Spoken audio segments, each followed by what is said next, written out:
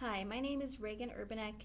I teach English at Century High School in Bismarck, North Dakota, and today I'm going to share a lesson on how actually cutting Shakespeare or cutting his lines can actually help students have a closer reading of the text. So today I'm looking specifically at Act 2, Scene 3 of Romeo and Juliet, and what I'm going to ask students is to cut actually half of Friar Lawrence's lines. He has 72. I want 36. And this is something where students are going to get really excited and they're going to say, yeah, we don't need this stuff. It's the scene, if you remember, is essentially where Romeo comes up to Friar Lawrence's cell and just basically begs him to marry Romeo and Juliet, and the friar agrees. And kids struggle with this scene a lot because it's very flowery. It's got a lot of language. It's a lot of imagery. And so we're going to give them the opportunity to cut those lines, but they're going to find that it's difficult to do. This lesson in particular aligns with two common core standards that I want to mention. The first is that students will be able to analyze the impact of the author's choices regarding how to develop and relate elements of a story or drama. And the second is that students will determine the meaning of words and phrases as they are used to text. Two very pivotal common core standards. So while I'm using Google Docs, this activity could be done very easily on paper and pencil. What I do is I put this out on my website, have students get onto their Google Docs, click the link, create their own, or just copy mine, and then do this that way. However, that technology is absolutely not required. It could just be done on paper and pencil. So let's get started. Scene 3 of Act 2, Friar Lawrence's cell.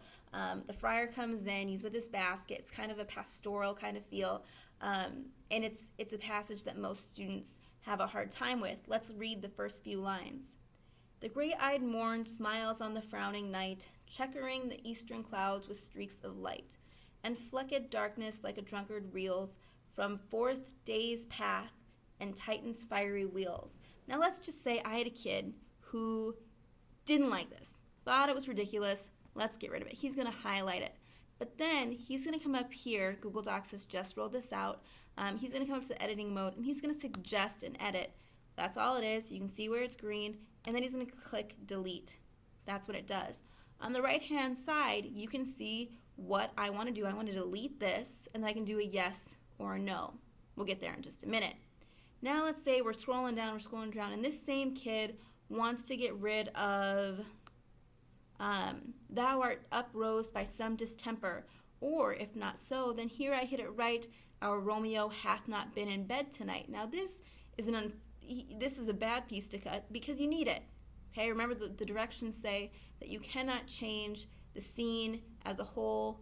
At the end, it still has to end up the same way. You can't make any major differences. You can just get rid of the fluff, if you will. So this is definitely not something you want to get rid of, but let's just say you have a kid who doesn't understand that and he thinks this is what he wants to do, so he's going to click delete, and again, it's going to come up in green.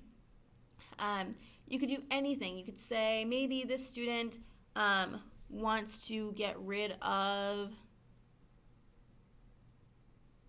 this. Friar Lawrence's, be plain, good son, and homely in thy drift. Riddling confession finds out, but riddling shift. Delete. Okay? Obviously, these aren't the best deletions, but let's just say, because we've all had those kids. Now, he's nowhere near done, but his partner wants to go back through and edit it for real. So let's say we go back into editing mode up here at the top, and again, you can see who made the suggestions, and you can either accept it or delete it. What happens if we accept the suggestion? There go those lines, but nobody panic. They can come back with an undo button. Okay? Let's look for our next. So let's reject that. We need those lines. So let's go back down to the next one. Thou art up, roused by some distemperature, or if not so, then here I hit it right. Our Romeo hath not been in bed tonight. We definitely need those. Let's not agree with that suggestion. And the bottom one, okay, you're right. Let's get rid of that. We don't need those. So here you have Romeo, but that's okay. You can see where we got rid of that suggestion. So then this student, or students in particular, would need to go back through, start from the top, probably reevaluate the directions, and make sure they're taking it seriously. My point is that this is a very easy activity. It's not time consuming on Google Docs or paper and pencil, but it really allows students to look at the text, decide what they want to cut, why they want to cut it, and then justifying it to others is really where the magic in this lesson happens. I can use this scene, you can use this scene for any play, any act, really any text, and it's just a powerful way to have students digging into the text for more meaning. I hope this works in your classroom like it has done for mine. Thank you.